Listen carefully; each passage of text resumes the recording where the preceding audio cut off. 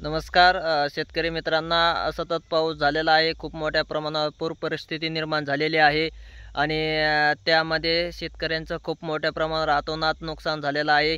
त्यामध्ये पंचनामेसुद्धा काय आहेत सुरू आहेत. तातडीने पंचनामे करण्यासुद्धा काय केलेलं आहे, कृषी विभागाचे जे कर्मचारी आहेत त्यांना सांगितलेलं आहे तात्काळ पंचनामे करा.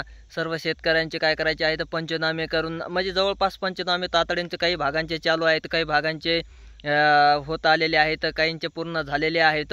मग ते सर्वांचा अहवाल एकत्र करून मग तो काय करावा लागतो, केंद्र शासनाला पाठवावा लागतो. अशातच काय केलेलं आहे, काही संघटनेने काय केलेलं आहे की तुम्ही काय करा, आता शेतकऱ्यांचं तातोनात खूप मोठ्या प्रमाणावर नुकसान झालेलं आहे का नाही. त्याच्यामध्ये मग काय करा, शेतकऱ्यांना संपूर्ण कर्जमाफी द्या, का नाही. विशेष एक अधिवेशन बोला, का नाही. 1 दिवशी असेल तुमचं, 3 दिवशी असेल, का नाही. एक विशेष अधिवेशन बोला आणि विशेष अधिवेशन बोलावून त्याच्यामध्ये काय करा, शेतकऱ्याच्या संपूर्ण कर्जमाफीचा काय करायचा आहे, मुद्दा मांडायचा आहे. त्याच्यामध्ये मग ते मुद्दा जे आहे संपूर्ण कर्जमाफीचा तो पारित करा आणि सर्व शेतकऱ्यांना काय करायचं आहे, संपूर्ण कर्जमाफी करायची आहे. विविध संघटनेमार्फत काय केले जाते, मागणी मांडली जाते. पण तसं काही शासनाने आणखीन पाऊल उचललेले नाही तर की अधिवेशन बोलवायचं त्याच्यानंतर संपूर्ण कर्जमाफी करायची.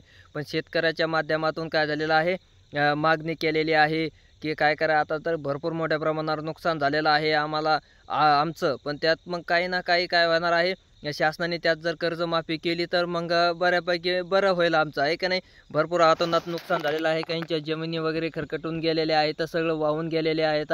त्याच्यानंतर पिकाचं अतोनात तुरीचं वगैरे सगळ्या उमळून गेलेले आहेत. कपाशीचं तर खूप मोठ्या प्रमाणावर काय झालेलं आहे, नुकसान झालेलं आहे. विविध संघटनेच्या माध्यमातून, विविध खासदार असतील त्यांच्या माध्यमातून काय केले जाते, निवेदनाद्वारे शासनाला काय केलं आहे, शासनाला निवेदन दिलेले आहेत की तुम्ही काय करा, एक विशेष अधिवेशन बोला. विशेष अधिवेशन बोलावून शेतकऱ्याच्या कर्जमाफीचा मुद्दा आहे तो मांडा आणि त्याच्यानंतर संपूर्ण कर्जमाफी करा. असं काय करा, संपूर्ण कर्जमाफीची घोषणा करा, असं काय केलं जातं.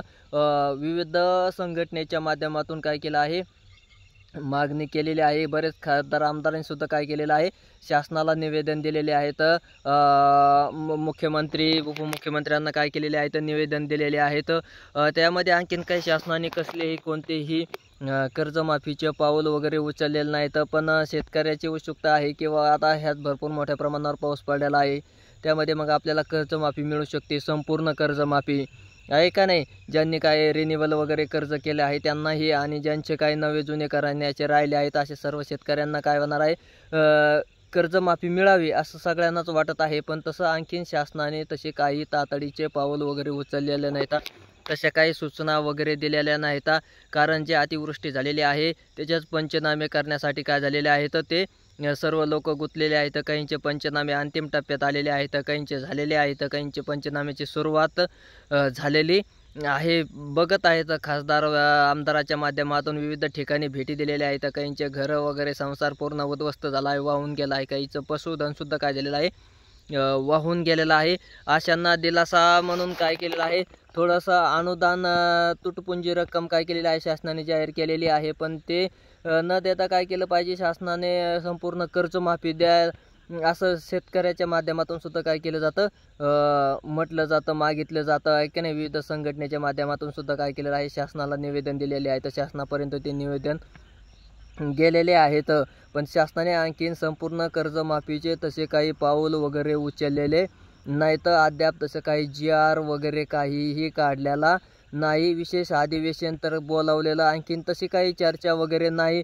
पण पुढं चालून झाली तर काही सांगता येत नाही. पण सध्या तरी अद्याप शासनाकडून तसा कोणताही निर्णय वगैरे आलेला नाही. सध्या कर्जमाफीचा काही विषय नाही, पंचनामे वगैरे सगळं ते चालू आहे. धन्यवाद.